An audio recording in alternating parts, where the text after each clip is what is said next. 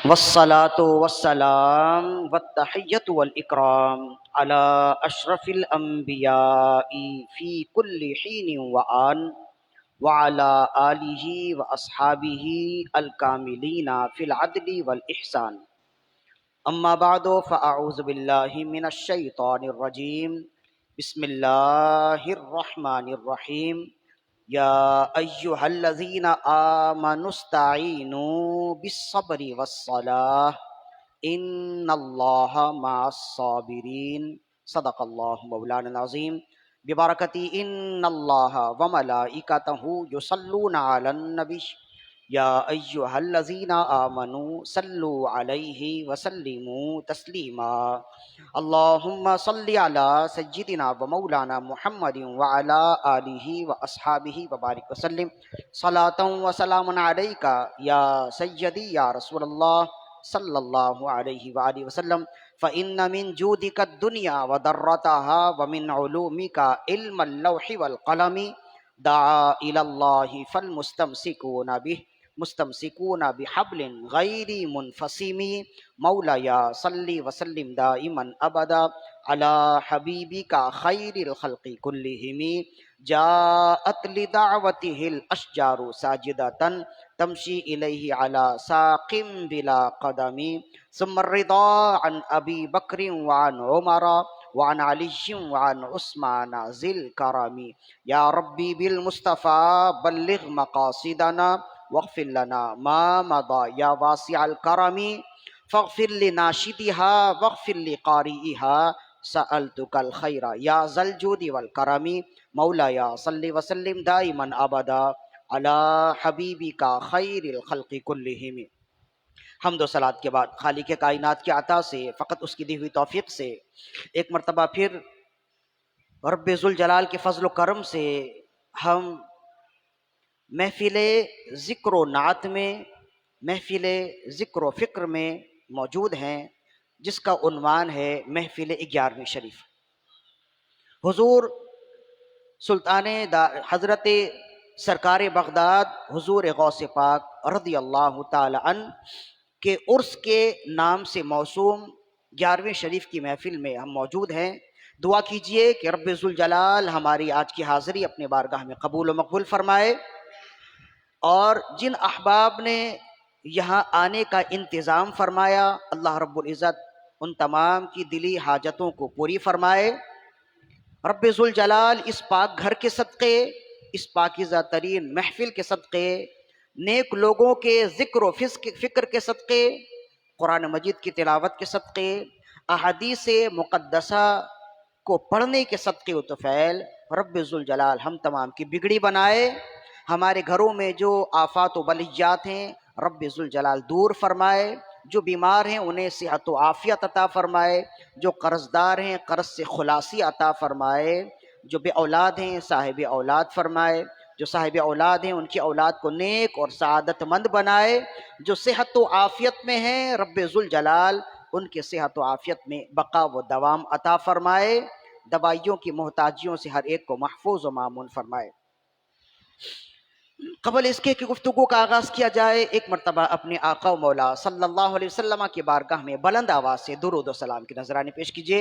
اللہم صلی علی سیدنا و مولانا محمد وعلی آلہ و اصحابہ وبارک وسلم صلاۃ و سلام علیک یا سیدی یا رسول اللہ صلی اللہ علیہ وآلہ وسلم. امام سخاوی نے القول البدیع میں لکھا، حضرت شیخ ابو مظفر روایت کرتے ہیں، بہت بڑے اللہ کے ولیوں میں سے ہیں شیخ ابو المظفر. فرماتے ہیں ایک مرتبہ کسی کام کے لیے سفر پہ گئے، اثنائے سفر میں اپنے لوگوں سے بچھڑ گئے، راستہ بھول گئے، ایک ایسے ویران میں پہنچ گئے جہاں سے نہ ان کی منزل کا پتہ چلتا ہے نہ ان کے گھر ترک لوٹنے کا پتہ چلتا ہے. حیرانگی میں ہیں، پریشان ہیں. کوئی ایسا راہگیر مل جائے، کوئی ایسا راہبر مل جائے، راستے کا پتہ بتانے والا مل جائے، یا تو منزل تک پہنچا دے یا واپس گھر تک پہنچا دے.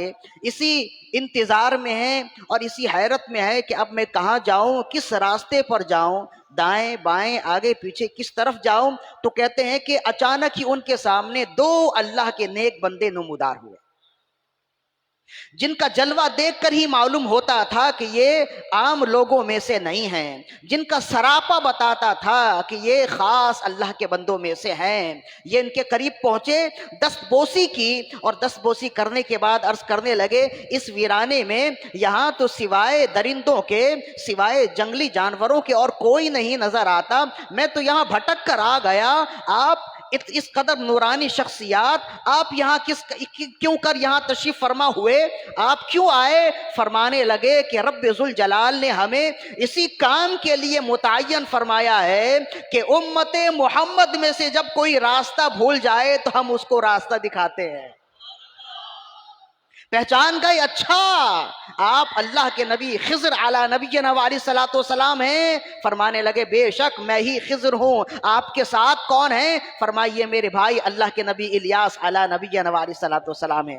رب نے ہمیں اسی کام کے لیے متعین فرمایا ہے کہ جب امت محمد میں سے کوئی راستہ بھول جائے، چاہے وہ بحری سفر ہو چاہے وہ بری سفر ہو، رب نے ہمیں متعین کیا ہے کہ ہم انہیں راستہ دکھاتے ہیں، اگر وہ طلب کرے تو ہم اسے راستہ دکھاتے ہیں۔ اب انہیں راستہ دکھانے کے لیے چلتے رہے۔ ابو المظفر ظاہر ہے کہ وہ اللہ والے تھے، بڑی کتابیں پڑھنے والے، قرآن و حدیث کا مطالعہ کرنے والے۔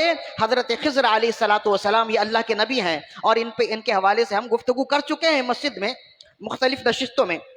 یہ اللہ کے نبی ہیں۔ اب کہتے ہیں ان کے دل میں خواہش ہوئی کہ اللہ نے انہیں بہت ہی طویل العمری عطا کی ہے، انہوں نے بڑے زمانے دیکھے، انبیاء کرام کا زمانہ دیکھا ہے، رسول اللہ صلی اللہ علیہ وسلم کا زمانہ بھی بے شک دیکھا ہوگا۔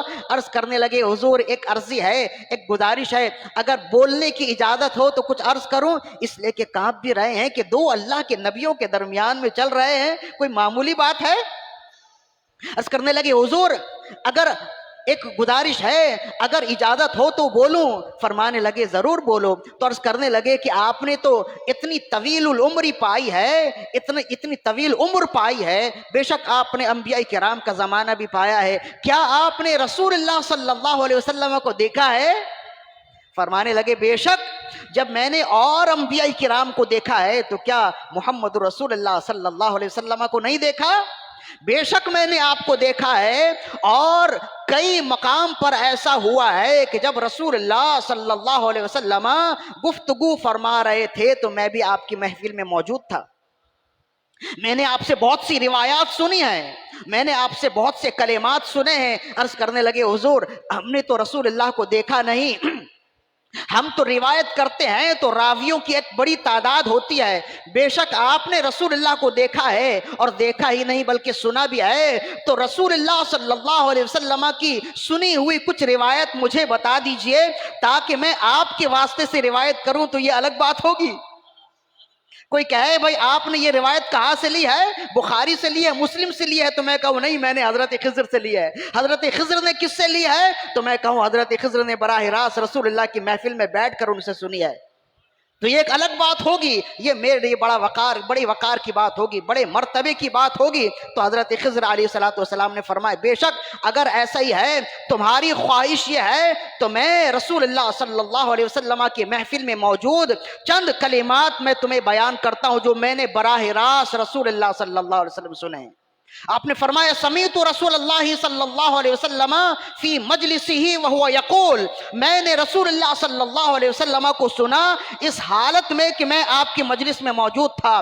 رسول اللہ صلی اللہ علیہ وسلم نے ارشاد فرمایا ما من مؤمن صلی علی محمد ما من مؤمن صلی علی محمد ندر اللہ به قلبہ ونورہ اللہ تعالی او کما قال، کہ میں نے رسول اللہ صلی اللہ علیہ وسلم سے سنا آپ نے فرمایا جو مومن محمد صلی اللہ علیہ وسلم پر درود و سلام کی کثرت کرتا رہتا ہے اللہ اس کے دل کو ہرا بھرا کر دیتا ہے اور اپنے خاص نور سے اس کے دل کو منور و توانا کر دیتا ہے۔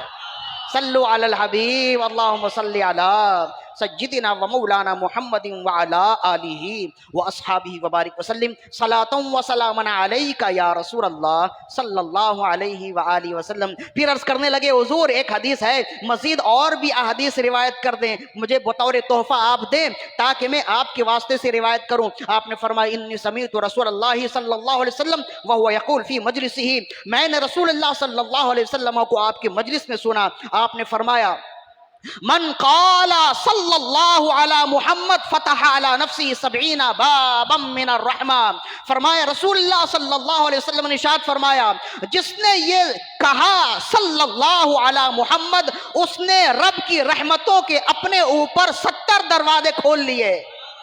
صلو علی الحبیب اللہم صلی علی سیدنا و مولانا محمد معدل الجود والکرم وعلی آلہ و اصحابہ وبارک وسلم صلاۃ و سلام علیک یا رسول اللہ صلی اللہ علیہ وآلہ وسلم۔ مزید اور بھی ہے اس میں جو آپ نے 4 روایت پیش کی ہے، تو اب کہتے ابو المظفر فرماتے ہیں حضور آپ نے بے شک آپ نے مہربانی کی اور بڑی عنایت کی، بہت عطا کی کہ آپ نے مجھے رسول اللہ صلی اللہ علیہ وسلم کا فرمان سنایا، لیکن یہ کیا ہے کہ جتنے فرمان آپ نے سنائے سب کا موضوع ایک ہی ہے، درود و سلام کی فضیلت۔ کوئی اور بھی موضوع ہوتا، کوئی اور بھی کسی اور موضوع پہ بھی آپ رسول اللہ کا فرمان اگر سناتے تو یہ بھی بہت اچھی بات ہوتی۔ ایسا کیا ہے کہ آپ نے 4 ارشادات مجھے رسول اللہ کے سنائے ہیں، لیکن چاروں کے چاروں کا موضوع ایک ہی ہے، درود و سلام کی فضیلت۔ ایسا کیا ہے؟ تو کہتے ہیں حضرت خضر علی نبینا علیہ الصلوۃ والسلام نے جب ان کا سوال سنا تو مسکرائے اور فرمانے لگے، اس کا جواب دینے سے پہلے ایک بات اور سنو۔ کہنے لگے کہ بنی اسرائیل کے ایک نبی حضرت اسماعیل، حضرت شمویل علی نبینا علیہ الصلوۃ والسلام، ایک روایت میں شمویل اور ایک روایت میں اسموئیل، کہتے ہیں کہ حضرت اللہ کے نبی بنی اسرائیل کے نبی حضرت اسماعیل علی نبینا علیہ الصلوۃ والسلام جب دنیا میں تشریف لائے تو کافروں سے مقابلہ ہوا، اور کافروں کے مقابلہ کے لیے جب آپ میدان میں آئے آپ کے ساتھیوں کی تعداد 70 تھی، اور جو آپ کے مقابلے میں تھے ان کی تعداد 10,000 تھی، اور فرمانے لگے حضرت خضر فرماتے ہیں اس وقت میں بھی اللہ کے نبی حضرت اسماعیل علی نبینا علیہ الصلوۃ والسلام کے ہم رکاب تھا، میں بھی وہاں موجود تھا۔ یعنی یہ سنی سنائی بات نہیں، دیکھی دکھائی بات ہے اور تجربہ کی بات ہے۔ فرمانے لگے کہ اللہ کے نبی حضرت اسماعیل علی نبینا علیہ الصلوۃ والسلام کا جب کافروں سے مقابلہ ہوا ان کی تعداد 10,000 تھی، اور ہمارے لوگوں کی تعداد یعنی اہل ایمان کی تعداد 70 تھی، تو جب مقابلے میں آئے، جب صف بندی ہوئی تو لوگ کہنے لگے اے اللہ کے نبی ہمیں معلوم ہے کہ ہم آپ کے ساتھ ہیں، لیکن اس طرف تو تعداد بہت بڑی ہے، ہماری تعداد تو ان کے مقابلے میں کچھ بھی نہیں ہے، ہم کیسے جیتیں گے؟ تو کہتے ہیں کہ اللہ کے نبی اسماعیل علی نبینا علیہ الصلوۃ والسلام نے فرمایا اگرچہ ان کی تعداد بہت زیادہ ہے، لیکن ایک ایسا وظیفہ ہمارے پاس ہے کہ ان کے پاس نہیں ہے، ایک ایسی طاقت ہمارے پاس ہے جو ان کے پاس نہیں ہے، ایک ایسی دولت ہمارے پاس ہے جو ان کے پاس نہیں ہے۔ کہنے لگے کہ ایسی کیا دولت ہے؟ تو کہنے لگے کہ جب تم مقابلے میں جانا جتنی مرتبہ تلوار چلانا اتنی مرتبہ پڑھنا صلی اللہ علی محمد صلی اللہ علی محمد صلی اللہ علی محمد پڑھتے رہنا، اور پھر دیکھنا کہ اس کا نتیجہ کیا نکلتا ہے، اس کی برکتیں کیا ہوتی ہیں تم دیکھنا۔ تو کہتے ہیں حضرت خضر فرماتے ہیں کہ میں نے دیکھا کہ لوگ آگے بڑھے اور دشمنوں سے مقابلہ کرنے لگے، ادھر تلوار چلاتے ادھر پڑھتے صلی اللہ علی محمد، اور گاجر مولی کی طرح وہ کٹتے جاتے، جو بچ گئے سامنے سمندر تھا سب کے سب غرق ہو گئے، اور 70 کی تعداد لے کر بنی اسرائیل کے نبی آگے بڑھے، اور نام محمد کا صدقہ انہیں یہ ملا کہ فتح یابی سے ہمکنار ہوئے۔ اللہ اکبر، یا رسول اللہ صلی اللہ علیہ وسلم، یا غوث اعظم۔ فرمانے لگے کہ میں نے تمہیں 4 روایت پیش کی ہیں اور چاروں کا موضوع درود و سلام کی فضیلت ہے، اب اس کی وجہ سنو، اس کی وجہ یہ ہے تم نے دنیا نہیں دیکھی، میں دنیا دیکھ کر آیا ہوں۔ میں نے جتنے انبیاء ہیں سب سے ملاقات کی ہے، سب سے شرف تلمذ، سب کی بار سب کے پاس سب کی محفل میں بیٹھنے کا اتفاق ہوا، سعادت ملی ہے۔ جتنے انبیاء آئے، جتنے انبیاء کی امتیں آئی ہیں، میں نے یہ دیکھا ہے ان میں سے ہر ایک کا مسئلہ الگ اگر حل ہوا ہے تو نام محمد سے حل ہوا ہے۔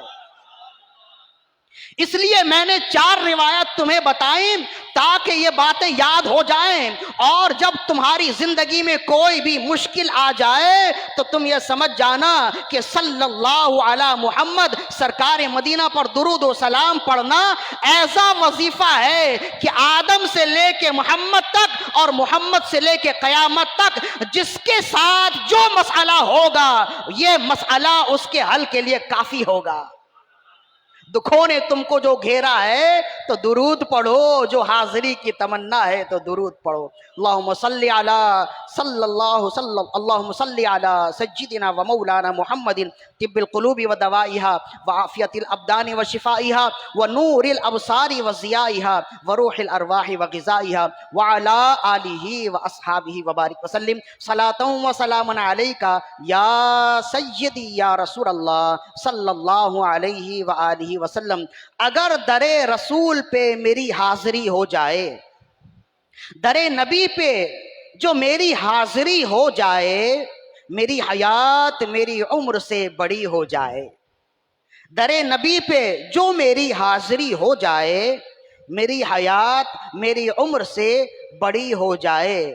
گزرتا کیسے ہے ایک ایک پل مدینے میں، گزرتا کیسے ہے ایک ایک پل مدینے میں، اگر بتانے میں آؤں تو ایک صدی ہو جائے، اگر بتانے میں آؤں تو ایک صدی ہو جائے۔ بنام سید عالم، بنام شاہ امم، بنام سید عالم، بنام شاہ امم، شراب عشق جو پی لے وہ جنتی ہو جائے، شراب عشق جو پی لے وہ جنتی ہو جائے۔ اندھیرے پاؤں نہ پھیلا سکیں زمانے میں، اندھیرے پاؤں نہ پھیلا سکیں زمانے میں، درود پڑھیے کہ ہر سمت روشنی ہو جائے۔ اللہم صلی علی سیدنا و مولانا محمد طب القلوب و دوائها وعافیت الابدان و شفائها ونور الابصار و ضیائها وروح الارواح و غذائها وعلى آلہ و اصحابہ وبارک وسلم صلاۃ و سلام علیک یا رسول اللہ صلی اللہ علیہ وآلہ وسلم۔ کیسی روشنی ہوئی، کیسے دل کو اجالا ملا، دل کو ایک بلیدگی ملی، ایسا لگا کہ واقعی مردہ دل روشن ہو گیا۔ ایسا ہی ہوتا ہے نا، یہی وجہ ہے کہ ہم کہتے ہیں کہ نیک محفلوں میں، نیک مجلسوں میں آیا جایا کرو، دل کی دنیا بنایا کرو، محفل نعت میں آیا جایا کرو، اپنی سوئی مقدر جگایا کرو۔ محفل نعت میں آ کے بیٹھا ہے جو، اس کی واللہ طبیعت ہری ہو گئی۔ اسی وجہ سے ہم کہتے ہیں کہ آیا جایا کریں اور نیک لوگوں کے ساتھ اپنا تعلق جوڑا کیجئے۔ لہذا اب یہ ہے کہ 11ویں شریف کی محفل کے حوالے سے یہ تو ہے حصول برکت کے لیے جو ہم نے گفتگو کی، اس کو آپ ابتدائیہ کہہ لیجئے یا مقدمہ کہہ لیجئے۔ اب جو ہم گفتگو کریں گے اس میں 2 فوائد ہیں اور ایک خاتمہ ہے، اس کے بعد گفتگو ختم ہے۔ آخر خاتمے میں ہم انشاءاللہ اپنا معافی ضمیر بیان کریں گے اور خلاصہ کلام آپ کی بارگاہ میں پیش کریں گے۔ قرآن مجید کی جس آیت مقدسہ کی تلاوت کا شرف حاصل کیا 11ویں کی نسبت سے، قرآن مجید کی جس آیت کریمہ کی تلاوت کا شرف حاصل کیا سورہ بقرہ کی آیت ہے۔ سورہ بقرہ قرآن مجید کی تمام سورتوں میں سب سے بڑی سورت ہے، اور جس آیت کریمہ کی تلاوت کا شرف حاصل کیا سورہ بقرہ کی آیت ہے اور اس کا تعلق دوسرے پارے سے ہے، اور آیت نمبر 153 ہے، 153۔ اس آیت مقدسہ میں اللہ رب العزت نے اہل ایمان سے خطاب فرمایا، اہل ایمان کو خطاب فرمایا اور ارشاد فرمایا یا ایھا الذین آمنوا استعینوا بالصبر والصلاۃ، اے ایمان والو مدد طلب کرو صبر سے اور نماز سے، ان اللہ مع الصابرین، بے شک اللہ صبر کرنے والوں کے ساتھ ہے۔ انتہائی مشہور اور معروف آیت ہے، اور یہ وہ آیت ہے کہ اکثر و بیشتر لوگ اس کو تلاوت بھی کرتے ہیں، اس میں اللہ رب العزت نے اہل ایمان کو یہ حکم دیا. ظاہر ہے کہ زندگی ایک ڈگر پہ نہیں ہوتی ہے، کبھی خوشی کے حالات ہوتے ہیں، کبھی غم کے حالات ہوتے ہیں، کبھی دشواریاں ہوتی ہیں، کبھی فرحت و انبساط کا ماحول ہوتا ہے. بسا اوقات ایسا ہوتا ہے کہ انسان تنگیوں میں پھنس جاتا ہے، گھبراہٹوں میں مبتلا ہو جاتا ہے. تو اس وقت وہ یہ تصور کرتا ہے، وہ چاہت کرتا ہے کہ کوئی ایسا ہو جو اس کا مسئلہ حل کر دے، کوئی ایسا ہو جو اس کی مشکل آسان کر دے، کوئی ایسا ہو جو اس کے ساتھ مددگاری کرے، کوئی ایسا ہو جس سے یہ مدد طلب کرے اور وہ اس کی مدد پوری کرے، وہ اس کا مسئلہ حل کرے. ظاہر ہے کہ ایسا ہوتا ہے نا. تو اللہ رب العزت چونکہ اللہ نے ہی انسان کو بنایا ہے اور اللہ جانتا ہے کہ انسان کی زندگی کے حالات اور اس کی کیفیت ایک جیسی نہیں ہے، کبھی فرحت و انبساط ہے تو کبھی تفکرات ہیں، کبھی مسائل و آلام اس کے ساتھ گھیرے ہوئے ہوتے ہیں. تو جب مسائل و آلام آ جائیں اور وہ چاہے کہ کوئی ہو جو اسے مدد کرے، کوئی ہو جس سے یہ مدد چاہے، تو کون ہو؟ تو اللہ نے فرمایا جب مشکلات درپیش آ جائیں تو تم صبر اور نماز سے مدد طلب کرو، صبر اور نماز سے. امام ابو عبداللہ القرطبی المالکی رحمہ اللہ فرماتے ہیں یہاں صبر سے مراد روزہ ہے، اس لیے کہ روزہ تو مکمل طور پر صبر ہی ہے نا، کھانے سے رکنا، عمل تزویج سے رکنا، پینے سے رکنا. تو فرمایا یہاں صبر سے مراد روزہ ہے. تو ترجمہ ہوگا اے ایمان والو روزے اور نماز سے مدد طلب کرو. یعنی یہ بتایا کہ جب تمہاری زندگی میں کوئی مشکل درپیش آ جائے، کوئی رنج آ جائے، کوئی الم آ جائے، جب تمہارا دل غمزدہ ہو جائے تو تم کیا کرو؟ نماز کے لیے کھڑے ہو جاؤ، اپنے رب کو اپنے دل کی بات بتاؤ. اور جب تم اپنے رب کو اپنے دل کی بات بتا لو گے تمہارا دل ہلکا ہو جائے گا اور پھر یہ تم سمجھ جاؤ کہ تمہارا مسئلہ حل ہوگا. بالکل ایسے ہی کوئی بچہ ہوتا ہے، کوئی چھوٹا ہوتا ہے، باپ کے سامنے آتا ہے اور آ کر اپنا مسئلہ پیش کرتا ہے تو باپ کیا کہتا ہے؟ ٹھیک ہے تمہارا مسئلہ حل ہو جائے گا. بچہ تسلی کے ساتھ خوش ہو کر چلا جاتا ہے، حالانکہ ابھی اسے ایک آنا نہیں ملا، وہ تسلی کے ساتھ چلا جاتا ہے میں نے اپنے بڑے کو یہ مسئلہ بتا دیا، اب میرا مسئلہ نہیں، اب ان کا مسئلہ ہے. اسی طرح جب انسان مسائل و آلام میں گر جاتا ہے تو کہا گیا وہ اپنے رب سے التجائیں کرے، رب کی بارگاہ میں آئے اور نماز پڑھے، نماز پڑھنے کے بعد رب سے دعا کرے اور پھر دیکھے جب وہ رب سے دعا کر کے جائے تو یہ یقین کے ساتھ جائے کہ میں نے اپنا مسئلہ اس کی بارگاہ میں رکھ دیا ہے جس کی بارگاہ سے کوئی بات ناممکن نہیں ہے، اب میرا مسئلہ حل ہو جائے گا.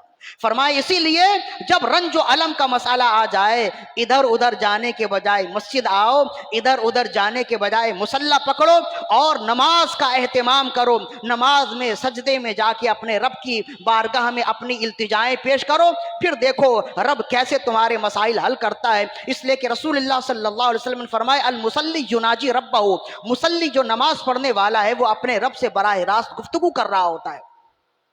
جب نماز پڑھنے والا اپنے رب سے گفتگو کر رہا ہوتا ہے تو پھر اور کیا مسئلہ ہے جو درپیش ہے، پھر اور کیا پابندی ہے جس کی وجہ سے بندے اور رب کے درمیان میں خلا ہے. رب بندے کو دیکھ رہا ہوتا ہے اور بندہ جب اپنے رب کی بارگاہ میں اپنی التجائیں پیش کر رہا ہوتا ہے تو رب اسے سن رہا ہوتا ہے، رب اسے دیکھ رہا ہوتا ہے. رسول اللہ صلی اللہ علیہ وسلم نے یہ تو فرمایا کہ نماز، کامل نماز یہ ہے کہ جب تم نماز پڑھو تو تمہارے دل میں یہ یقین ہو کہ رب تمہیں دیکھ رہا ہے. فَإِن لَّمْ تَكُن تَرَاهُ فَإِنَّهُ يَرَاكَ، تمہیں یہ یقین ہو کہ تم رب کو دیکھ رہے ہو، اور اگر یہ یقین نہیں کر سکتے تو یہ یقین ضرور کرو کہ رب تمہیں دیکھ رہا ہے.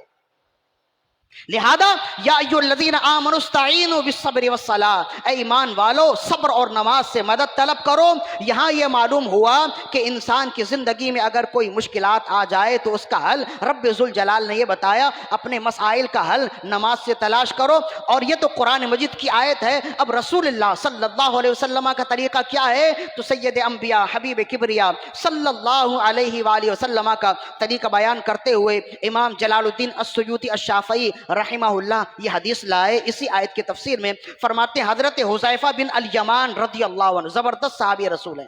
حذیفہ بن الیمان ان کا لقب ہے صاحب سر رسول، یعنی رسول اللہ صلی اللہ علیہ وسلم کے یہ خاص رازدار ہیں، اور ایسے رازدار ہیں کہ اس رازداری میں کوئی دوسرا ان کا شریک نہیں ہے.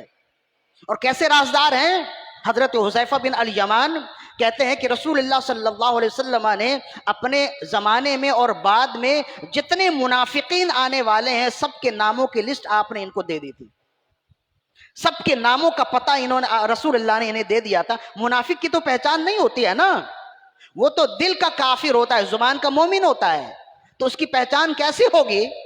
تو کہتے ہیں حضرت حذیفہ بن الیمان رضی اللہ عنہ کو رسول اللہ نے تمام منافقین کے نام اور اس کی پوری لسٹ آپ نے دے دی تھی، اور فرمایا تھا کہ جب بھی یہ نام آ جائے تو سمجھ جانا کہ یہ منافق ہے۔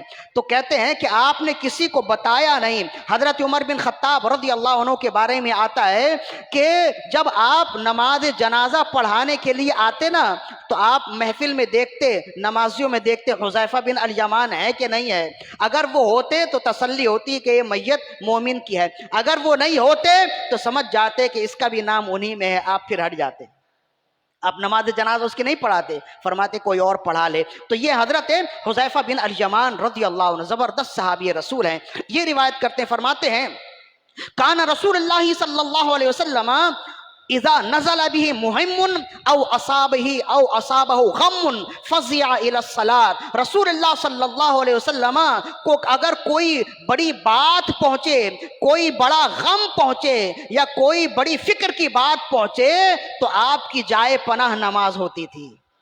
اب فوراً نماز میں جاتے اور رب کی بارگاہ میں گڑ گڑاتے، دعائیں کرتے کہ یا رب یہ بڑا مسئلہ میرے لیے درپیش ہے، یا رب یہ مسئلہ حل کر دے۔ فرماتے جب آپ نماز میں جاتے، نماز میں جا کر رب سے دعائیں کرتے، وہ کتنا ہی بڑا مسئلہ ہو وہ حل ہو جایا کرتا۔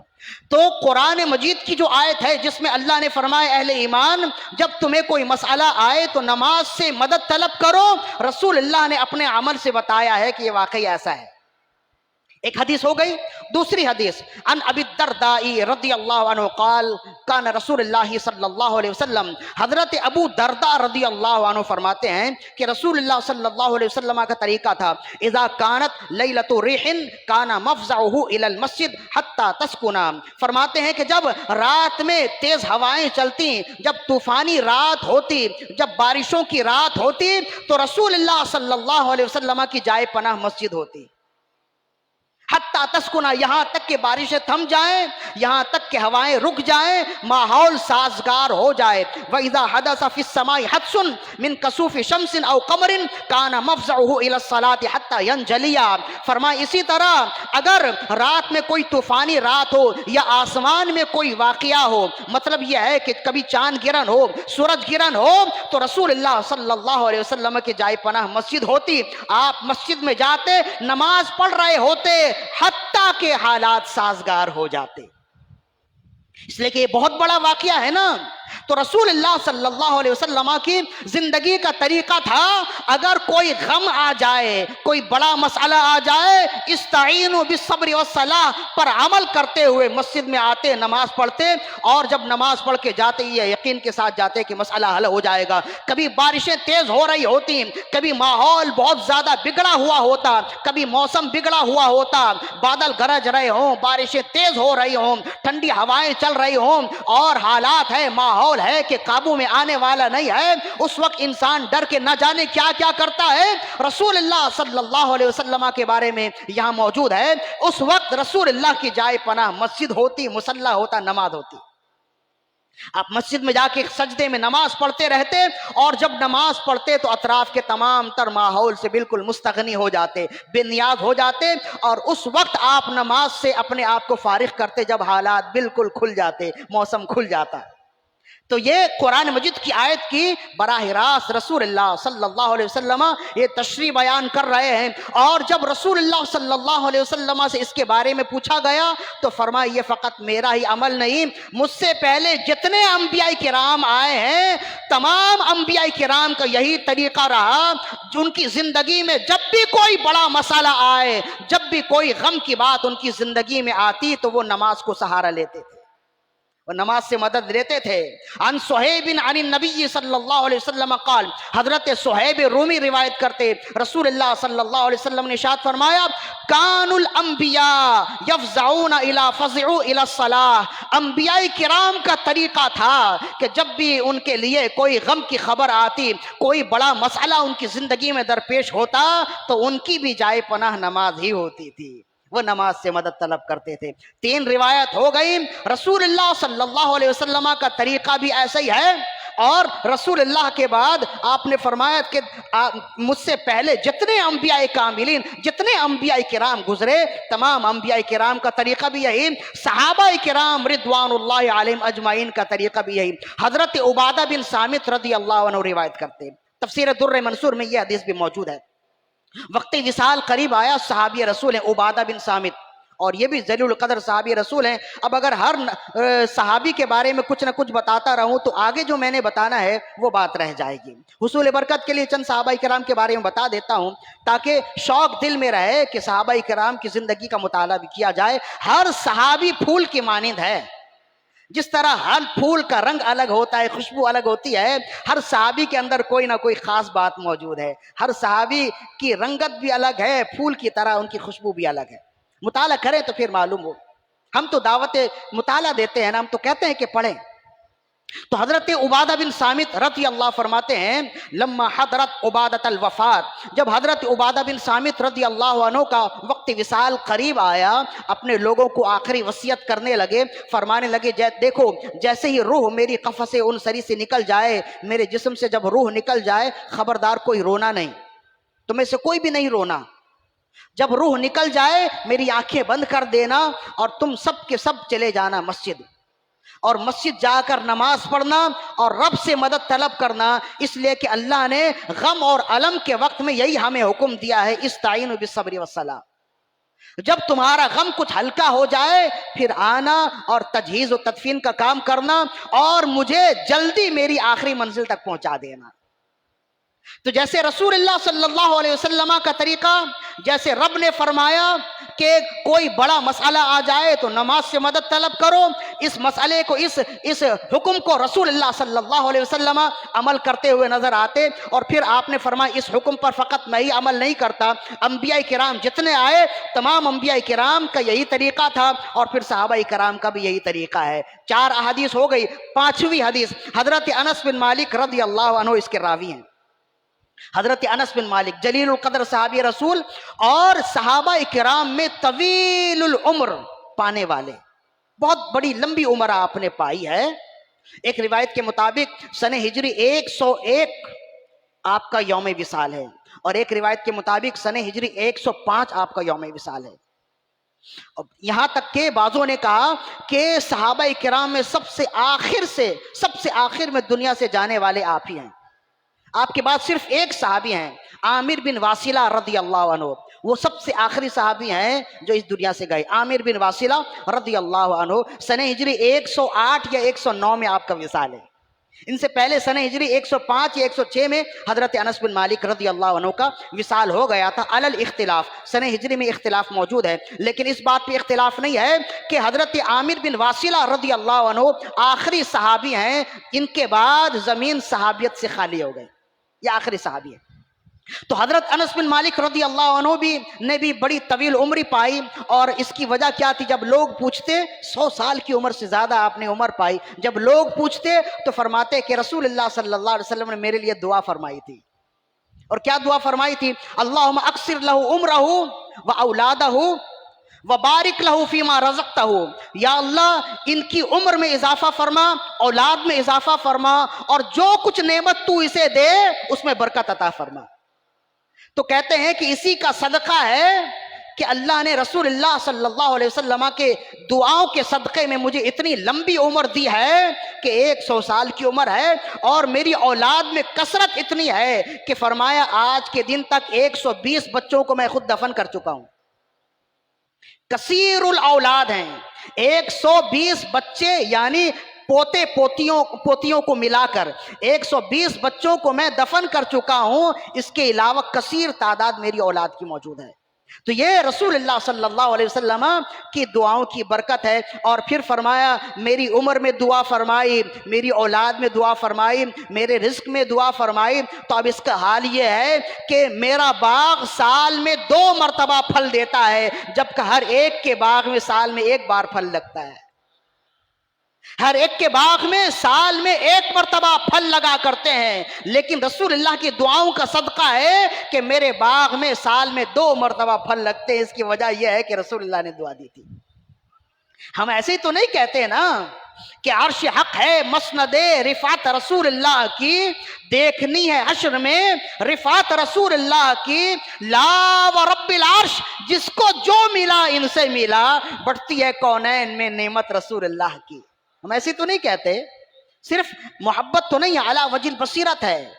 یہ باتیں ہیں جو ہمیں بولنے پر مجبور کرتی ہیں کہ قیامت تک جس کو جو ملے گا آپ ہی سے ملے گا، اور اب تک جس کو جو ملا ہے آپ ہی کے صدقے میں ملا ہے۔ تو یہ ہیں حضرت انس بن مالک رضی اللہ عنہ روایت کرتے ہیں، باغ میں بہت سارے خدام موجود ہیں، طبقات ابن سعد میں نقل کیا اس کو، اور قحط سالی ہے، باغ میں پانی نہیں ہے، پھل خشک ہو رہے ہیں، درخت خشک ہو رہے ہیں، جتنے خدام ہیں، مدینے سے باہر باغ تھا، تو مدینے میں آئے اور عرض کرنے لگے کہ حضور آپ نے ہماری رکھوالی کے لیے ہمارے انتظام میں جو باغ دیے، اس باغ میں تو اب پانی نہیں ہے اور کنویں بھی خشک ہو گئے، آسمان سے بھی پانی برستا نہیں ہے، اگر یہی سلسلہ کچھ مزید دنوں تک چلتا رہا تو باغ اجڑ جائے گا، تمام درخت خشک ہو رہے ہیں، پھل کیا دیں گے، ان میں تو پتے بھی نہیں ہیں، لہذا ہم آپ کے پاس اسی وجہ سے آئے ہیں کہ ہم کیا کریں، اپنا کام چھوڑ دیں، باغ ختم کر دیں یا کوئی اور طریقہ ہے؟ آپ نے فرمایا چلو میرے ساتھ۔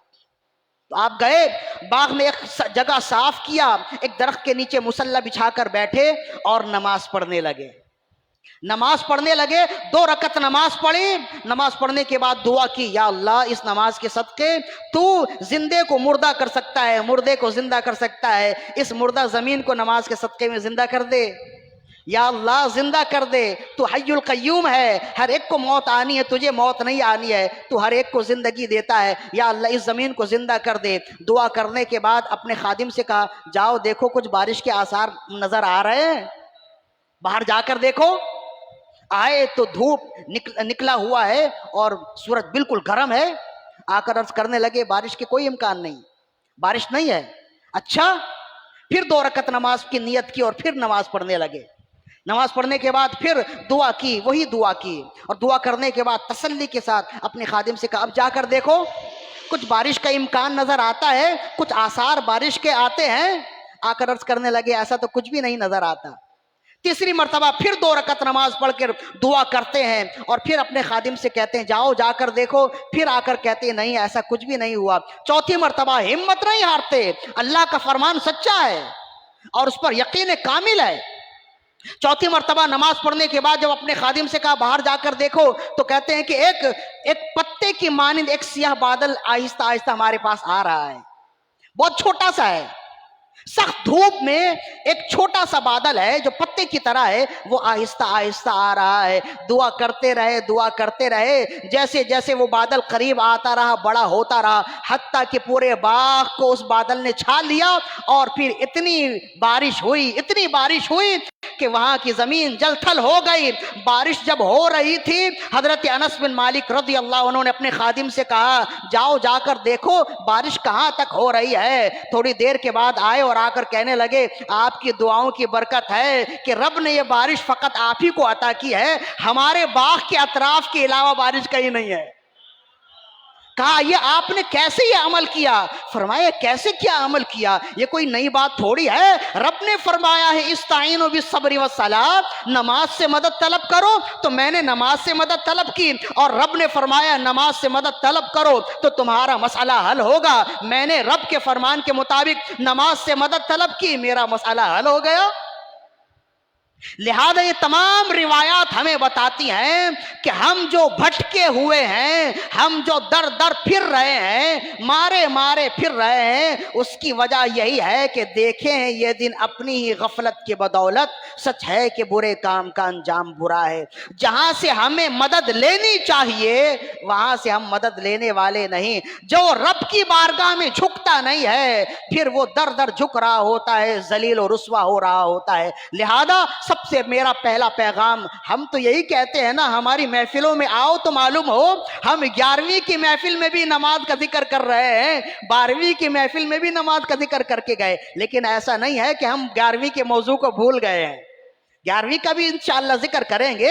آہستہ آہستہ ہم اپنی منزل کے قریب ہو رہے ہیں. تو بہرحال بتلانا مقصود یہ ہے کہ اپنا عقیدہ بھی مضبوط رکھیے اور اپنے اعمال بھی مضبوط رکھیے. دیکھیے تو صحیح کہ ہر ایک کا گھر آباد ہو رہا ہے. اگر آباد نہیں ہے تو رب کا گھر آباد نہیں ہے. اتنے لوگ کیا اتنے ہی لوگ محلے میں ہیں, علاقوں میں ہیں. نمازوں میں اگر ایک صف ہوتی ہے تو کیا ایک ہی صف نمازیوں کی ہے؟ ایک ہی صف محلے میں ہے؟ اگر تمام لوگ تمام گھروں میں سے ایک ایک فرد بھی مسجد میں آ جائے تو ہر نماز میں وہی سما ہو جو جمعے کی نماز میں ہوتا ہے. تو ہم چونکہ نماز سے غافل ہو گئے, رب فرماتا ہے نماز میں آؤ تمہارا مسئلہ حل ہوگا. ہم نماز سے غافل ہو گئے, تمہارے مارے پھر رہے ہیں. لہذا میرا پہلا پیغام یہ ہے, اپنے مسئلے کے حل کے لیے اگر اپنے مسئلے کا حل چاہتے ہیں رب کی بارگاہ میں جھکیے.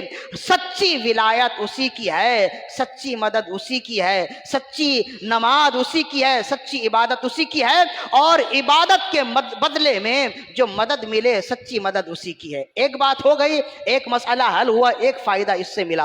دوسرا فائدہ یہ ملا, اب مجھے یہ بتائیے کہ نماز اللہ ہے یا غیر اللہ ہے؟ نماز اللہ ہے یا غیر اللہ ہے؟ تو قرآن مجید کی آیت ہے واللہ خلقکم وما تعملون, اللہ نے تمہیں بھی پیدا کیا اور تمہارے اعمال کو بھی پیدا کیا. ہم مخلوق ہیں نا, تو ہمارے اعمال بھی مخلوق ہیں. میرا بولنا بھی مخلوق ہے, آپ کا سننا بھی مخلوق ہے. آپ جو بھی عمل کرتے ہیں نا وہ مخلوق ہیں, وہ خالق نہیں ہیں. تو نماز بھی مخلوق ہے, ہم بھی مخلوق ہیں, نماز بھی مخلوق ہے. ہم بھی غیر اللہ ہیں, نماز بھی غیر اللہ ہے. اور اللہ نے فرمایا استعینوا بالصبر والصلاۃ, نماز سے مدد طلب کرو. مطلب یہ ہوا کہ اللہ خود ہی فرماتا ہے کہ غیر اللہ سے مدد مانگو, غیر اللہ سے مدد مانگو. تو جہاں کہا جائے کہ غیر اللہ سے مدد مانگنا شرک ہے, تو پھر اس سے پوچھا جائے اگر غیر اللہ سے مدد مانگنا غلط ہو تو پھر نماز سے مدد مانگنا کیا ہے؟ یہ بتاؤ کہ نماز اللہ ہے یا غیر اللہ ہے؟ تو ہر عقل مند بندہ کہے گا نماز اللہ نہیں غیر اللہ ہے. تو مطلب یہ ہوا کہ جب قرآن کے مطابق یا نماز المدد کہنا ثابت ہوا تو پھر یا غوث المدد کہنا بھی تو ثابت ہوا. اگر یا نماز المدد کہنا عین شریعت کے مطابق ہے تو یا غوث المدد کہنا بھی عین شریعت کے مطابق ہے. اگر یا غوث المدد کہنے میں کوئی اعتراض ہوگا تو پھر یا نماز المدد کہنے میں بھی اعتراض ہونا چاہیے. لہذا اسی وجہ سے تو ہم کہتے ہیں نماز سے بھی مدد طلب کرو, اس لیے کہ یہ غیر اللہ ہے, اور غوث آدم سے بھی یا غوث المدد کہو, اس لیے کہ نماز بھی مقبول ہے, غوث آدم بھی مقبول ہے. اللہ اکبر, یا رسول اللہ, یا غوث اعظم. اب آ گئے نا 11ویں کی محفل میں, 11ویں کے موضوع پہ آ گئے نا. تو جیسے یا نماز المدد کہنا یہ عین قرآن کے مطابق ہے, تو اسی سے ہمیں یہ عمل بھی ملا, ہمارے اعمال اچھے ہوئے, نماز کی برکتیں ہمیں معلوم ہوئی, اور یہ اسی آیت سے ہمیں عقیدہ بھی مضبوط کر دیا گیا کہ یہی آیت ہمارے عقیدے کی پختگی کی بنیاد ہے کہ یہاں رب فرماتا ہے نماز سے مدد طلب کرو. مطلب یہ ہوا کہ جب نماز سے مدد طلب کرنا جائز ہوا تو غوث آدم دستگیر رضی اللہ عنہ سے مدد طلب کرنا بھی جائز ہوا. اب یہاں ایک اور سوال ہوتا ہے, یہ بتائیے کہ نماز ہماری مقبول ہے کہ نہیں ہے؟ کوئی یہ دعویٰ کر سکتا ہے کہ ہماری نماز مقبول ہے؟ ہم کیا اولیاء کاملین نے بھی یہ دعویٰ نہیں کیا کہ نماز ہماری مقبول ہے کہ نہیں ہے؟ رب قبول کر لے تو وہ بڑی بات ہے, ورنہ کوئی بھی یہ دعویٰ نہیں کرتا کہ نماز ہماری مقبول ہے. اچھا, اس کے مقابلے میں اگر کہیں غوث آدم رب کی بارگاہ میں مقبول ہے کہ نہیں ہے, تو ایک بچہ بھی کہے گا مقبول ہے. کیوں کر مقبول نہ ہو؟ اعلیٰ حضرت فرماتے ہیں قسمیں دے دے کے کھلاتا ہے پلاتا ہے تجھے پیارا اللہ تیرا, چاہنے والا تیرا. تو غوث آدم رب کی بارگاہ میں مقبول ہے یہ ہر ایک کہے گا, لیکن پوچھا جائے آپ کی نماز مقبول ہے کہ نہیں تو وہ مشکوک ہوگا. اب سوال یہ ہے نماز جس کے بارے میں کوئی یہ دعویٰ نہیں کر سکتا وہ مقبول ہے کہ نہیں, اس کے بارے میں قرآن کہتا ہے نماز سے مدد طلب کرو, تو جو رب کی بارگاہ میں ہر لحاظ سے مقبول ہی مقبول ہے, جب اس سے کہا جائے یا غوث المدد تو پھر شرک کا فتویٰ کیوں کر لگتا ہے؟ تو غوث آدم المدد کہنا تو بدر جائے اولا ثابت ہوا، لہذا یہی ہمارا عقیدہ ہے کہ یا رسول اللہ المدد کہنا یہ بھی جائز ہے، یا خواجہ المدد کہنا یہ بھی جائز ہے، یا غوث المدد کہنا یہ بھی جائز ہے۔ اور اس کا الٹ کر لیجئے، جس طرح یا نماز المدد کہا جائے تو نماز سے صدقہ ملتا ہے، نماز سے فیض ملتے ہیں، نماز سے مدد ملتی ہے، ایسے ہی اگر یا غوث المدد کہہ کے مدد طلب کی جائے تو بارگاہ غوثیت سے بھی صدقہ ملتا ہے، فیض ملتے ہیں، مدد ملتی ہے۔ چنانچہ صاحب قلائد الجواہر نقل کرتے ہیں، صاحب تفریح الخاطر شیخ عبد القادر اربلی نقل کرتے ہیں نزہۃ الخواطر میں، نزہۃ الخاطر فی مناقب شیخ عبد القادر، اس میں نقل کرتے ہیں، فرماتے ہیں کہ ایک اللہ کے ولی بہت ہی اللہ کے مقبول بارگاہ ہیں، عالم و فاضل ہیں، اپنے شاگردوں کے ساتھ نماز کے لیے آئے، ظہر کی نماز کے لیے آئے، نماز پڑھنے کے بعد نکلے۔ شیخ عبد القادر اربلی روایت کرتے ہیں، اس کو تفریح الخاطر میں ان کی کتاب ہے جو غوث آدم رضی اللہ عنہ کی شان میں انہوں نے لکھی ہے، اور یہ بہت مستند کتاب ہے۔ فرماتے ہیں کہ نماز پڑھنے کے لیے آئے اپنے شاگردوں کے ساتھ، بہت بڑے اللہ کے ولی تھے، کثیر تعداد میں ان کے شاگرد بھی ہیں، سب نماز پڑھنے کے لیے آئے، دست بوسی کر کے جب مسجد سے باہر نکلے، سامنے ایک سانپ چلتا ہوا نظر آیا، آپ کے ہاتھ میں عصا تھا، آپ نے اس عصا سے سانپ کو مار دیا۔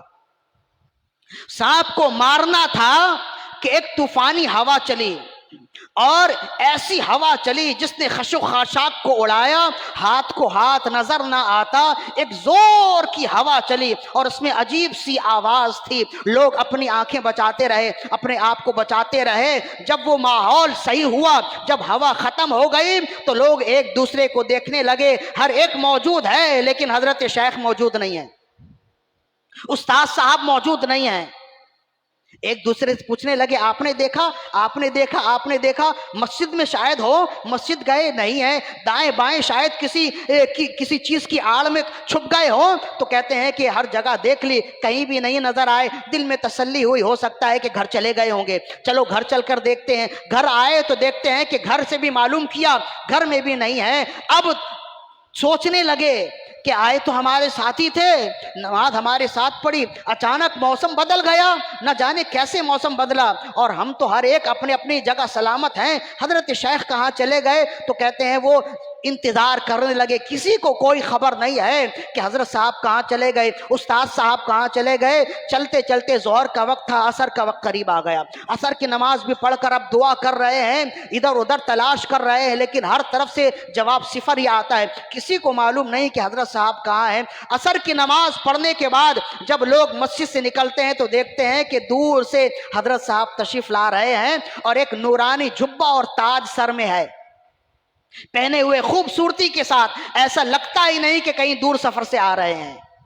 جو لباس آپ نے پہنا ہوا تھا اس کے علاوہ ایک لباس فاخرہ ہے، ایک بہت ہی قیمتی لباس پہنے ہوئے ہیں، سر میں تاج بھی ہے۔ آئے اور مسکرانے لگے تو لوگ دستبوسی کرنے لگے، اور جب دستبوسی کر کر فارغ ہوئے عرض کرنے لگے، حضور اچانک ہی آپ ہمارے درمیان سے غائب ہو گئے، ہم تو بڑی مشکلات میں تھے، ہم سمجھے کہ گھر میں ہیں، گھر سے پتہ کیا تو گھر والے بھی پریشان ہوئے اور اب تک پریشان ہیں، آخر یہ معاملہ کیا ہوا؟ تو فرمانے لگے کہ اتنا آسان نہیں جتنا تم سمجھ رہے ہو، بیٹھو۔ تمام لوگوں کو بٹھایا اور فرمانے لگے کہ جیسے ہی ہم مسجد سے باہر نکلے ایک ہوا چلی، اور وہ ہوا چلی اور تم سب سنبھل گئے، تم سمجھتے وہ ہوا تھی، وہ جنوں کا ایک جتھا تھا، جنوں کا ایک قافلہ تھا جو آیا، اور اسی قافلے میں سے ایک جن نے مجھے دبوچ لیا، مجھے سختی کے ساتھ پکڑ لیا اور مجھے لے کر چلا، ایک ویرانے میں، ایک غار میں چلا، اور پھر غار سے دوسری جانب گیا، سمندر کے بیچ، سمندر کے اندر ایک غار میں مجھے لے کر گیا۔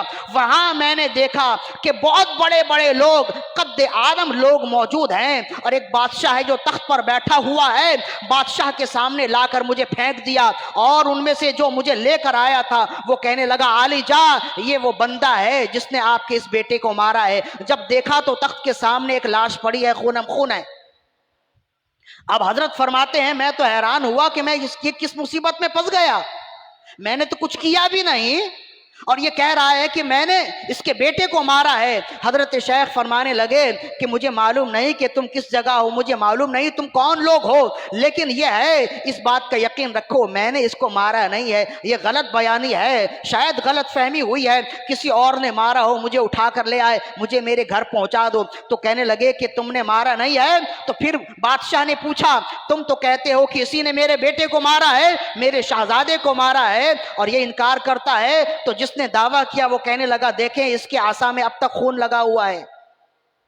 تو جب حضرت شیخ نے اپنا عصا دیکھا تو خون آلود ہے، تو کہا یہ خون لگا ہوا ہے؟ تو فرمانے لگے، ہنس کر کہنے لگے یہ تمہارے بیٹے کا خون نہیں ہے، میں تو مسجد سے باہر نکلا تو ایک سانپ نظر آیا، میں نے وہ سانپ مار دی ہے، یہ سانپ کا خون ہے۔ فرمایا وہ سانپ نہیں تھا، وہی جن میرا بیٹا تھا، میرا شہزادہ تھا جسے تم نے قتل کیا ہے، لہذا اب جب یہ بات ثابت ہو گئی تم نے ہی میرے شہزادے کو قتل کیا ہے، اب اس کی سزا کیا ہوگی؟ قاضی بھی آئے، قاضی نے فیصلہ دیا کہ قتل کی سزا تو قتل ہے۔ اب جلاد آگے بڑھتا ہے اور تلوار لے کر سر اتارنا ہی چاہتا ہے۔ حضرت شیخ پڑھتے ہیں یا غوث یا شیخ عبد القادر جیلانی شیئا للہ، میری مدد کیجئے، اے پیر و مرشد میں کس مصیبت میں پڑ گیا، میری مدد کیجئے۔ جب حضرت شیخ کی زبان سے غوث آدم کا نام سنا ہر ایک تھر تھر کانپنے لگا، تلوار اپنی جگہ رکھ دی، بادشاہ اتر کر ان کے قدموں پر بیٹھ گیا اور کہنے لگا تم نے کس کا نام لیا، تم جانتے ہو؟ کہنے لگے میں نے اپنے پیر و مرشد کا نام لیا ہے، میرے پیر و مرشد ہیں۔ تو کہنے لگا وہ فقط تمہارے پیر و مرشد نہیں ہیں، وہ زمین میں اللہ کی جانب سے مقرر کردہ قطب ہیں، اور جب رب اپنی جانب سے کسی قطب کو زمین پر مقرر کرتا ہے تو کل جن و انس کو ان کے تابع کر دیتا ہے۔ تم سمجھتے ہو کہ تم ہی ان کے مرید ہو، ہم بھی ان کے تابع ہیں، ہم بھی ان کے مرید ہیں۔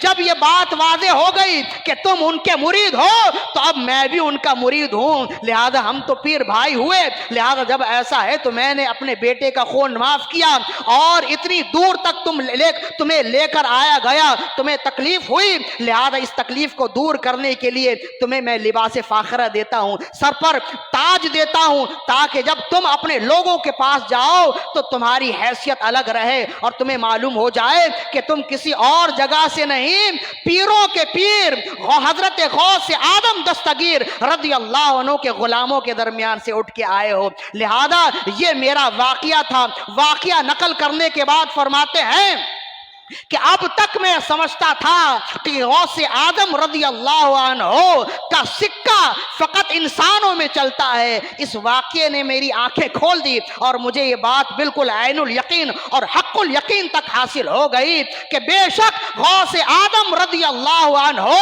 فقط انسانوں کے دلوں پر حکومت نہیں کرتے، آپ کی حکومت دلوں کے دلوں میں بھی ہے، جنوں کے دلوں میں بھی ہے، اور جس طرح آپ کی مدد اگر انسان لیں تو غوث آدم اس کی مدد کرتے ہیں، ویسے ہی جنات بھی آپ کے نام سے کانپتے ہیں اور تھر تھر کانپتے ہیں۔ تو ہم کیوں نہ اپنے مسائل میں، ہم کیوں نہ اپنے غموں میں یہ کہیں یا غوث المدد، جبکہ جنہوں نے اپنی آنکھوں سے غوث آدم کو دیکھا ہے، جن کی زندگی میں خاص طور پر یہ واقعات ہوئے، وہ بتاتے ہیں کہ ہم نے اپنے مسئلے میں جب بھی یا غوث المدد کا نعرہ لگایا ہے تو غوث آدم رضی اللہ عنہ نے دستگیری فرمائی ہے۔ جبھی تو اعلی حضرت فرماتے ہیں واہ کیا مرتبہ اے غوث ہے بالا تیرا، اونچے اونچوں کے سروں سے قدم اعلیٰ تیرا، سر بھلا کیا کوئی جانے کہ ہے کیسا تیرا، اولیاء ملتے ہیں آنکھیں وہ ہے تلوہ تیرا، حکم نافذ ہے تیرا، خامہ تیری سیف تیری، بن میں جو چاہے کرے دور ہے شاہ تیرا۔ صلو علی الحبیب اللہم صلی علی سیدنا و مولانا محمد طب القلوب و دوائها وعافیت الابدان و شفائها ونور الابصار و ضیائها وروح الارواح و غذائها وعلى آلہ و اصحابہ وبارک وسلم صلاۃ و سلام علیک یا رسول اللہ صلی اللہ علیہ وآلہ وسلم۔ کتنی آسانی سے میں نے آپ کو مسئلہ حل کروایا۔ یہ مسئلہ یہ کوئی مشکل بات نہیں ہے، اگر سمجھنے والی بات ہو اتنی مشکل بات نہیں ہے، اس مشکل بات کو مشکل بنا دیا گیا ہے، ورنہ جو قرآن کے مطالعہ کرنے والا، ہم نے اپنے گھر کی تو کوئی بھی بات نہیں کی، قرآن مجید کی آیت کی تلاوت کی، اس کی تفسیر بیان کی، اور پھر اسی کی تفسیر کے مطابق یہ مسئلہ بتا دیا۔ جو قرآن پڑھنے والا ہے، جو قرآن سیکھنے والا، سمجھنے والا ہے، اس کے سامنے اگر کہا جائے یا غوث المدد، وہ کبھی انکار نہیں کرے گا، اس لیے وہ جانتا ہے یہ قرآن کا مزاج ہے، یہ دین کا مزاج ہے۔ اور اکابرین امت جتنے تھے سب نے یہ عمل کیا ہے، اور جس نے یہ عمل کیا ہے اسے بارگاہ غوثیت سے فیض ملا ہے۔ تو جب بارگاہ غوثیت سے اکابرین امت کو یا غوث المدد کہنے سے فیض ملتا ہے تو ہمیں کیوں نہیں ملے گا؟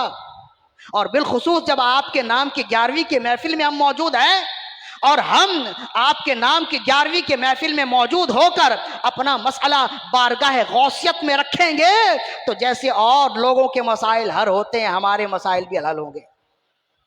ایک شاگرد غوث اعظم رضی اللہ عنہ کا حضرت امام شتنوفی نے اسے لکھا بہجت الاسرار میں، اور بہجت الاسرار کون سی کتاب ہے؟ غوث اعظم رضی اللہ عنہ کی سیرت پر سب سے مستند ترین کتاب بہجت الاسرار ہے۔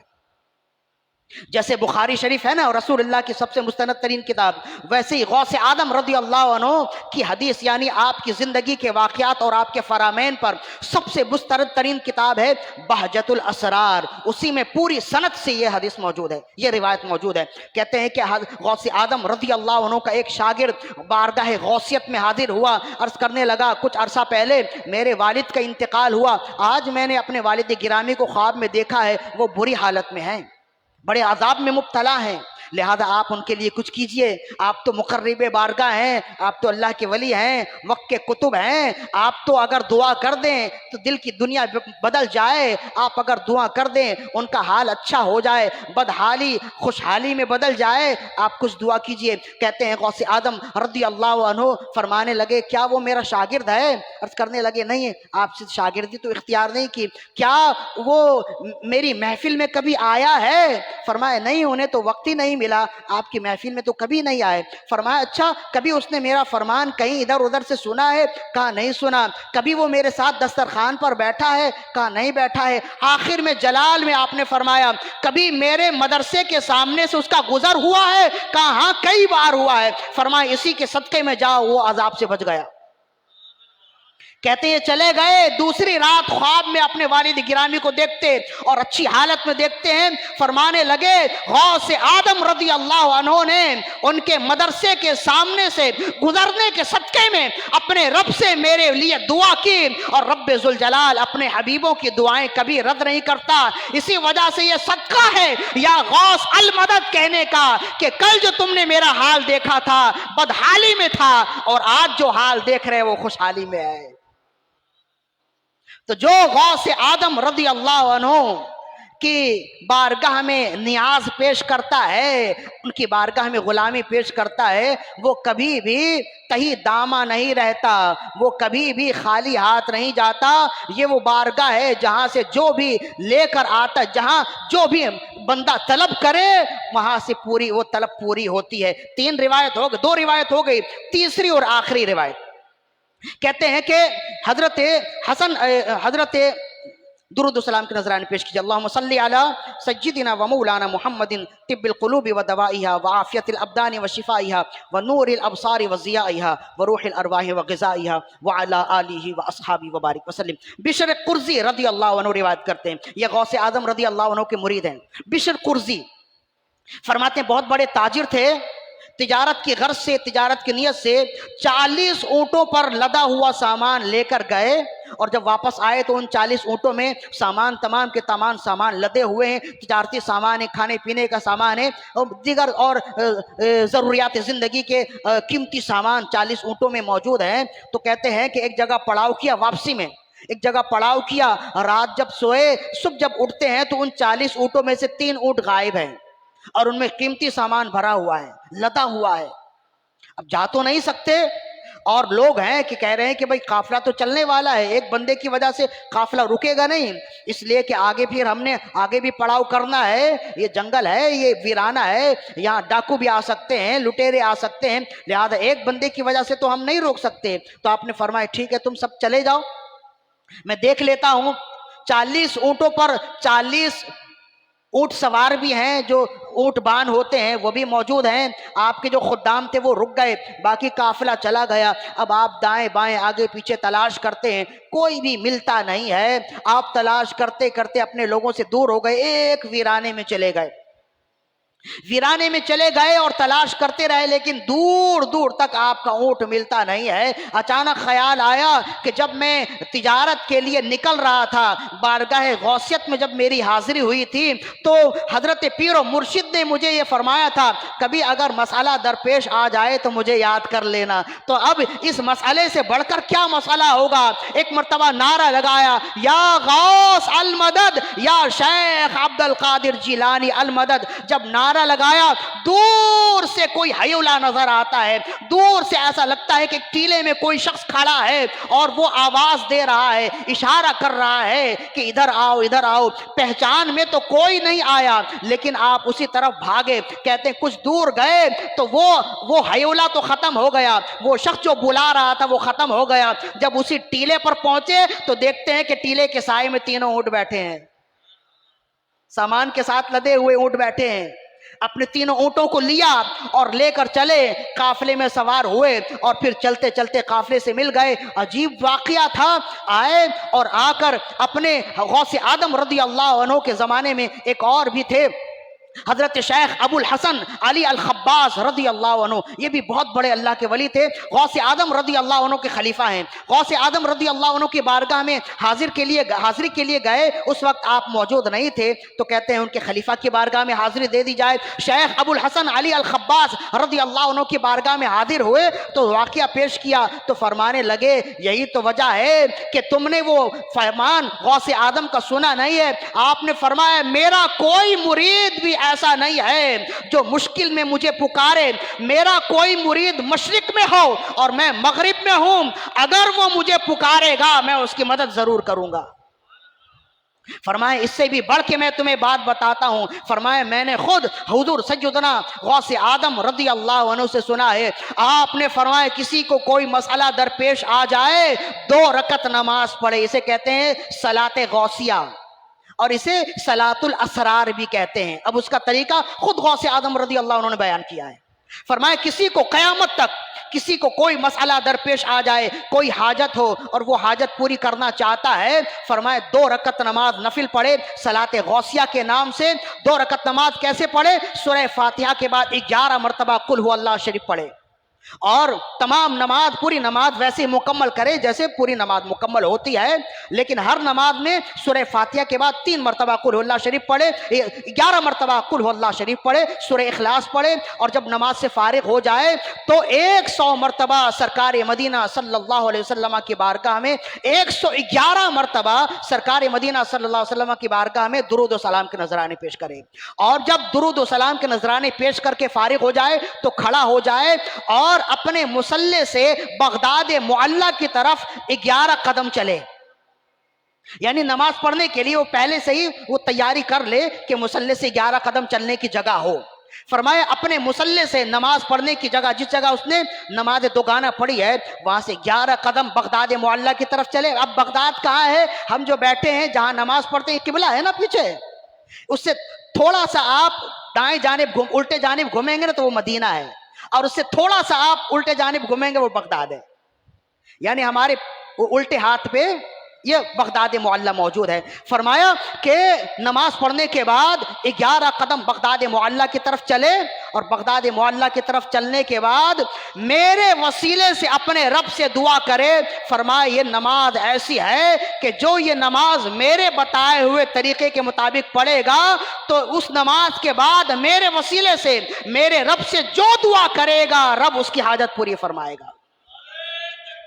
اللہ اکبر، یا رسول اللہ، یا غوث اعظم، یا غوث اعظم دستگیر رضی اللہ عنہ۔ کیسی خوبصورت محفل ہے، ہماری محفل کا آغاز بھی نماز سے ہوا اور انجام بھی نماز سے ہوا۔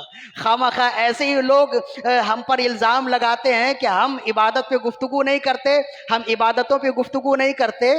ہم نے تو شروع سے لے کے آخر تک عبادتوں پہ ہی گفتگو کیا ہے، اور ایسی گفتگو کیا ہے کہ ہمارے اعمال کی بھی اصلاح ہو گئی اور ہمارے عقیدے کی بھی اصلاح ہو گئی۔ لہذا اب یہ ہے کہ اگر کوئی اپنا مسئلہ حل کرنا چاہے تو صلاۃ غوثیہ اس حوالے سے پڑھے۔ اگر کسی کے دل میں صلاۃ غوثیہ سے متعلق کوئی شک ہے تو پھر اعلیٰ حضرت رحمۃ اللہ علیہ نے صلاۃ غوثیہ یعنی نماز الاسرار کے حوالے سے پوری ایک کتاب لکھی ہے اس کی دلیل میں کہ یہ عمل ثابت ہے، سلفن خلفن مشائخ اور علماء کرتے رہے ہیں۔ شیخ عبدالحق محدث دہلوی رحمۃ اللہ علیہ سے ثابت فرمائی اور دیگر جتنے محدثین ہیں ان سے ثابت فرمائی کہ غوث آدم رضی اللہ عنہ کے زمانے کے بعد جتنے لوگ آئے انہوں نے صلاۃ الاسرار کو پڑھا ہے، اور حکیم الامت مفتی احمد یا خان نعیمی رحمہ اللہ فرماتے ہیں کہ میرا تو یہ مجرب عمل ہے، میں نے صلاۃ الاسرار جس مقصد کے لیے پڑھا ہے چند ہی دنوں کے بعد میری مقصد پوری ہوئی ہے۔ لہذا یہ نماز کا طریقہ بھی لے کر جائیے اور نماز پڑھیے اور اپنے مسائل حل کیجئے۔ ہم تو سست لوگ ہیں نا، ہم چاہتے ہیں کہ ہر مسئلہ جھٹ پٹ ہو جائے، پڑھنے پڑھانے کا کچھ نہ دیا جائے، بس کاغذ کی پڑیا لپیٹ کر تعویذ بنا کر دے دی جائے اور وہ پی لیں، گلے میں ڈال لیں، چھو منتر کی طرح ہمارا کام ہو جائے۔ تو ہر مسئلہ چھو منتر کی طرح نہیں ہوتا ہے، کوئی خود بھی عمل کرنا ہے نا، تو یہ بہت خوبصورت عمل ہے۔ جس کے دل میں جو خواہش ہے، تمنائیں آرزویں ہیں، صلاۃ الاسرار پڑھیں گے تو ان کی تمنائیں پوری ہوں گی۔ آخری بات ہے خلاصہ کلام، امام ذہبی نے سیر اعلام النبلاء میں لکھا، فرماتے ہیں کہ شیخ ابو بکر عماد رضی اللہ عنہ وقت کے محدث ہیں اور غوث آدم رضی اللہ عنہ کے ہم زمانہ ہیں۔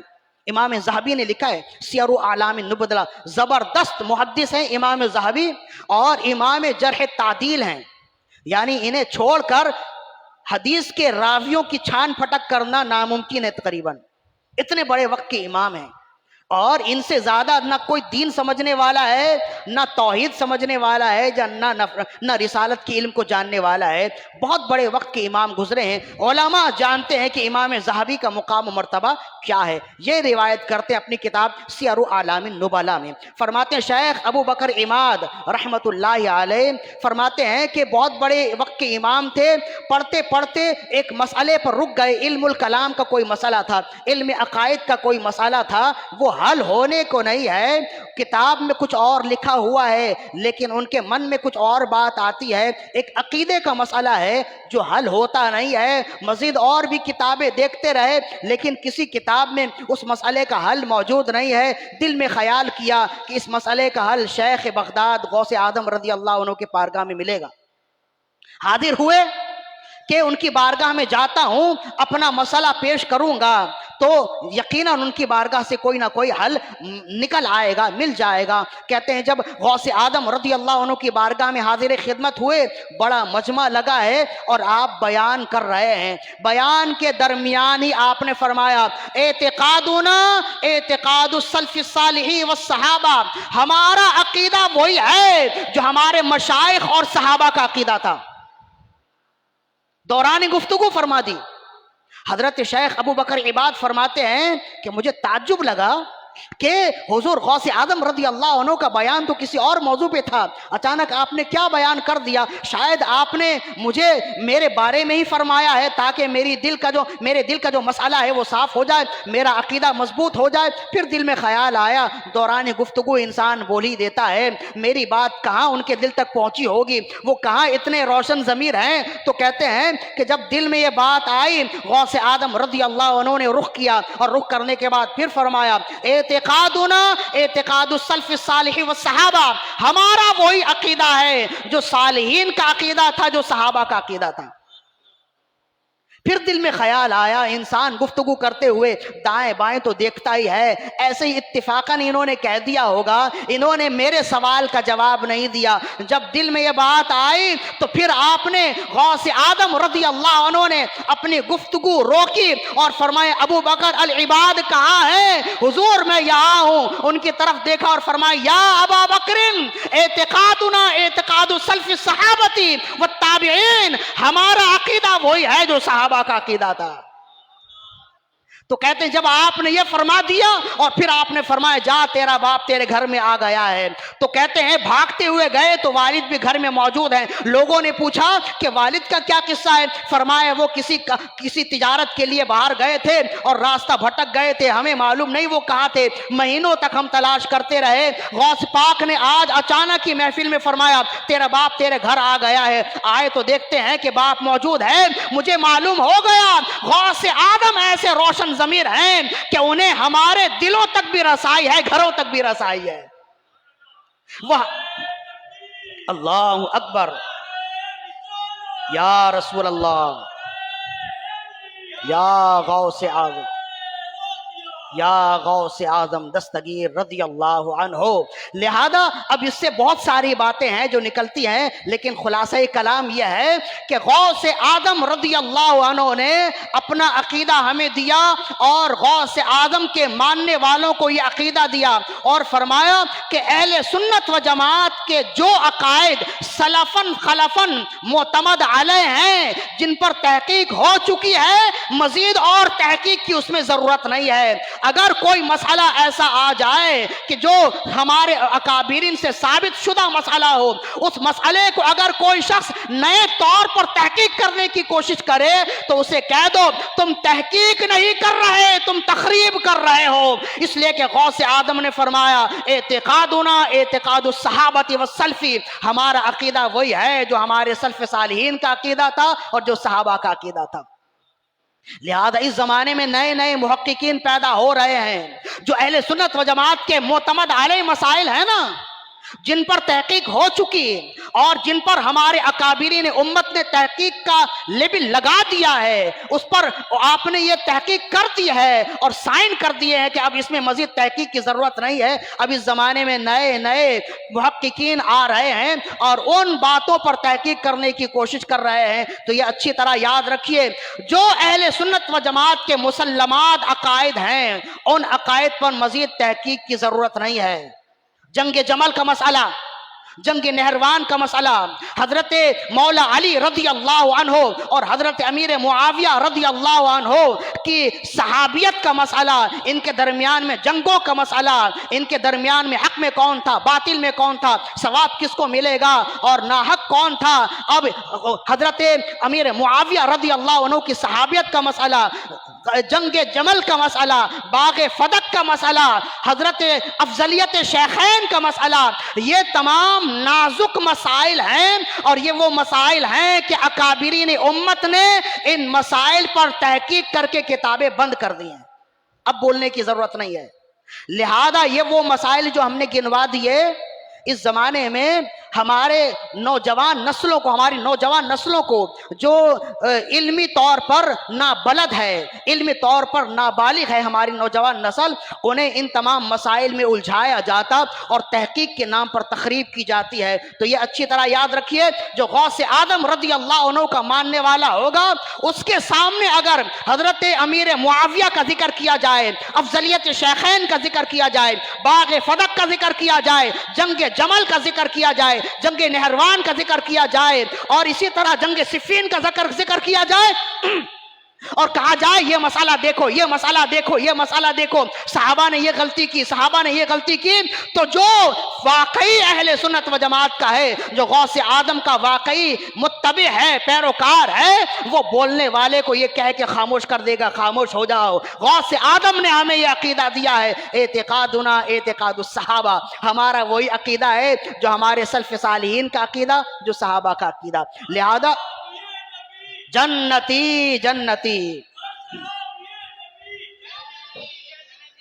لہذا یہ اچھی طرح یاد رکھیے، ورنہ یہاں بہکانے والے بہت ہیں، پراگندہ کرنے والے بہت ہیں، تحقیق کے نام پہ تخریب کرنے والے بہت ہیں، ان سے ہوشیار رہنا ضروری ہے۔ یہ دو باتیں ہیں، یعنی آپ کو بھی اس میں تحقیق کی ضرورت نہیں ہے۔ جب ہمارے علماء اور علماء کرام نے فرمایا یہ وہ نازک مسائل ہیں جن پہ گفتگو کرنے کی بھی ضرورت نہیں ہے، منبر و محراب سے بھی ان پہ گفتگو نہ کی جائے۔ کیوں؟ اس لیے کہ یا تو آپ خود سمجھ نہ پائیں گے یا آپ اگلوں کو سمجھا نہ پائیں گے۔ لہذا یہ وہ مسائل ہیں جن پہ گفتگو کرنے کی بھی ضرورت نہیں ہے۔ ہاں یہ ہے کہ جب صحابیت کی بات آئے، مولا علی بھی اللہ کے نبی صلی اللہ علیہ وسلم کے صحابی ہیں، امیر معاویہ رضی اللہ عنہ بھی صحابی ہیں۔ جب افضلیت کی بات آئے تو حضرت صدیق اکبر رضی اللہ عنہ سب سے افضل و اعلیٰ ہیں۔ یہ غوث آدم رضی اللہ عنہ کی طرف سے ہمیں یہ پیغام ملتا ہے۔ اب آخری بات کیا ہے؟ آخری بات یہ ہے کہ یہ محفل ہے 11ویں شریف کی محفل، اور غوث آدم رضی اللہ عنہ کی برکتیں ہم سن چکے، کیسی خوبصورت برکتیں ہیں، اور جو آپ سے نسبت رکھتا ہے وہ کبھی بھی خالی دامن نہیں ہوتا، ہر مسئلے میں حل کے لیے غوث آدم رضی اللہ عنہ موجود ہوتے ہیں، اور آپ اللہ کی عطا سے ہیں۔ ایسا نہیں ہے کہ ہمارا عقیدہ یہ ہو کہ غوث آدم رضی اللہ عنہ کو مدد کرنے کی قدرت ذاتی ہے، نہیں، اللہ نے آپ کو عطا کی ہے، اور اللہ نے ہی آپ کو مقرر کیا ہے کہ آپ امت کی خدمت کریں، ان کے مسائل حل کریں، تو پھر عقیدہ غلط کیسے ہو سکتا ہے؟ لہذا ہمارا عقیدہ یہی ہے۔ اب جو 11ویں منانے والے ہیں وہ اصل میں غوث آدم رضی اللہ عنہ کی بارگاہ میں اپنی غلامی پیش کرتے ہیں۔ لہذا میرا یہ پیغام یہ ہے، اپنے عقائد کی بھی اصلاح کیجئے، اپنے اعمال کی اصلاح کیجئے، اور جب ایسا پیارا پیر و مرشد ہمیں ملا ہے جو فقط پیر نہیں بلکہ پیروں کا پیر ہے، جو فقط غوث نہیں سید الاقطاب ہے، آپ تنہا سید الاقطاب بھی ہیں اور سید الافراد بھی ہیں۔ یہ ایسا مقام و مرتبہ ہے کہ رہتی دنیا تک، آج کے دن تک، غوثیت کا وہ مقام جسے کہتے ہیں غوثیت کبریٰ، یہ کسی دوسرے کو ملا نہیں ہے۔ غوث آدم رضی اللہ عنہ صحابہ کرام میں سے ملا ہے، لیکن صحابہ کرام کے بعد اگر غوثیت کبریٰ کا مقام کسی کو ملا ہے تو غوث آدم رضی اللہ عنہ کو ملا ہے۔ اب آپ کے بعد کس کو ملے گا؟ امام مہدی کو ملے گا، پھر ان کے بعد کسی دوسرے کو نہیں ملے گا۔ یہ اتنا بڑا مقام و مرتبہ ہے، لہذا جو آپ کے نام کی نیاز کرے، جو 11ویں شریف کا اہتمام کرے، وہ بھی بڑی برکتیں پانے والا ہے۔ 11ویں کے حوالے سے 2 اعمال سمجھ لیجئے۔ ابھی تو 11ویں ہے تو اچھا موقع ہوا کہ 11ویں سے پہلے ہی یہ گفتگو ہے، لہذا یہ عمل کر لیں گے تو آپ کے لیے فائدے کا باعث ہوگا۔ جیسے ہی 11ویں کی رات آئے تو ہمارے اکابرین نے یہ بیان کیا ہے، فرمایا 11ویں کی رات 3 کھجور لے، اور 3 کھجور لینے کے بعد ہر ایک کھجور پر سورہ فاتحہ ایک بار پڑھے اور سورہ اخلاص 11 مرتبہ پڑھے، اور غوث آدم رضی اللہ عنہ کے 11 نام، جو نام آپ کو انشاءاللہ یہاں مل جائیں گے، امام صاحب کو بھی میں دے دوں گا، وہ 11 نام ہو سکتا ہے انہیں معلوم بھی ہو، ہمارے رحمت بھائی ہیں انشاءاللہ ان کے پاس بھی 11 نام ہوں گے۔ غوث آدم رضی اللہ عنہ کے 11 نام، یعنی سورہ فاتحہ پڑھے ایک کھجور پہ، اور 11 مرتبہ سورہ اخلاص پڑھے، اور غوث آدم رضی اللہ عنہ کے 11 نام پڑھے، پڑھ کر دم کرے، کھجور اپنے پاس رکھ لے، اور پھر دوسری کھجور پر بھی اسی طرح عمل کرے، تیسری کھجور پہ بھی اسی طرح عمل کرے، اور وہ کھجور رکھ لے۔ جب بھی جس کو بھی پیٹ کا کوئی مسئلہ ہو اس کھجور میں سے تھوڑا سا کھلا دیجئے، انشاءاللہ وہ شفا یاب ہو جائے گا۔ یہ بہترین عمل ہے، اور فرماتے ہیں کہ یہ مجرب عمل ہے، ہمارے اکابرین امت نے یہ عمل بتایا ہے، اور یہ صدقہ کس کا ہے؟ پیران پیر کا صدقہ ہے۔ لہذا 11ویں کی محفل کیجئے، 11ویں کی نیاز لازمی کیجئے، یہ ہماری غلامی ہے جو غوث آدم رضی اللہ عنہ کی بارگاہ میں پیش ہوتی ہے۔ حکیم الامت مفتی احمد یا خان نعیمی رحمہ اللہ فرماتے ہیں کہ جو شخص 11ویں شریف مناتا ہے، یعنی غوث آدم رضی اللہ عنہ کی نیاز کرتا ہے، چاند کی 11 تاریخ کو غوث آدم رضی اللہ عنہ کی نیاز کرتا ہے، فرمایا جو شخص ایسا کرتا ہے اس عمل کے حوالے سے مجرب یہ ہے پورے سال اس کے لیے خوشحالی کا سال ہوتا ہے، نیک لوگوں کی نظر ہوتی ہے۔